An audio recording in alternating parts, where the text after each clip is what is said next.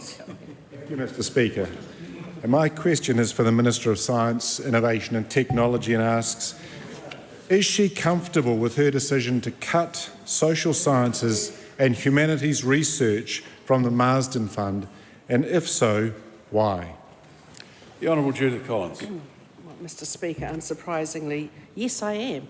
So last week's changes to the around $78 million Marsden Fund ensure our limited funding is focused on the areas of science research with the greatest potential to grow our economy while enhancing quality of life for New Zealanders. The Marsden Fund will continue to support blue skies research, but will now focus on those core science areas more likely to lead to scientific breakthroughs. Supplementary. Does she stand by her statement that the Marsden Fund should, quote, focus on core scientific research that helps lift our economic growth and contributes to science with a purpose, end quote? And if so, is she confident that the science system will still be able to address the most pressing challenges facing Aotearoa today, when it is simply funding a narrow and politically manufactured definition of a science system based purely on economic gain? There's a whole lot of that question that was out of order, but the substance of it can be answered by the Minister. Yes, thank you, Mr. Speaker. Look, I'm very confident that we're going to be doing even better science than what we have been doing. And certainly it's wrong to say that the entire focus will be on economic gain. Only 50% of the applications or around that will need to show that they can actually start to grow the economy and they have potential to do so. There is still blue skies research, but it will be on science. Supplementary. Is she saying that research on housing, homelessness, poverty, poor achievement in schools, racial hatred and terrorism, crime rates, violence, discrimination, the marginalisation of groups in society, social cohesion, mental health, addiction and poor health outcomes does not, quote, contribute to science with a purpose, end quote? Well, Mr. Speaker, I don't want to pick on any particular area that the members raised, but I will say that most of those that he's named are not science.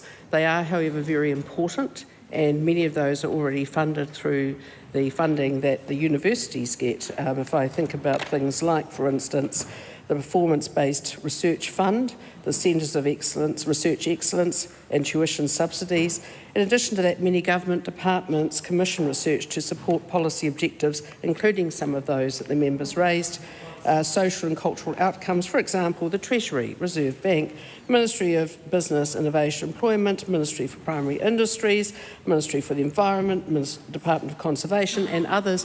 In essence, this is targeted funding for science, and it will be staying with science while I'm the Minister. Supplementary. Can the Minister explain what she means by science? Well, I think it's really important to go back. So, I mean, when I was at school, we learnt about maths. So we learnt chemistry, biology, physics. We learnt about science. We also understood that in order to deal with some of the big issues of the world, whether it's climate change, whether it's pollution, whether it's those sorts of issues, that we need to go to science. So, when I look at some of the things that I would like to talk to him about, and you mentioned that some of the things I consider science that have been funded this year through Marsden, mapping how viruses get into and travel around B cells in lymph nodes, that's science. Producing next generation materials that can capture methane, that's science. The molecular mechanisms driving gastric cancer survival rates, understanding the role of nuclear immune systems. Yes, that's science. Unleashing the potential of titanium as replacement for precious metal catalysts for affixing to solid supports. Yeah, that's science too. And I'd also say that there's quite a lot of science that's currently being funded, but I do not think $360,000 of taxpayer money to look at what are the implications of policing climate justice activism. No, that's not science. Supplementary.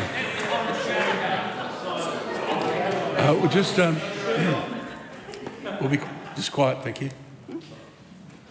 Does she stand by her statement regarding social sciences and humanities research that, quote, there is actually no payback at all for the New Zealand taxpayer, end quote? Or does she see value for taxpayers in research which helps Aotearoa avoid costly climate change adaptation impacts by combining modelling and science with social research?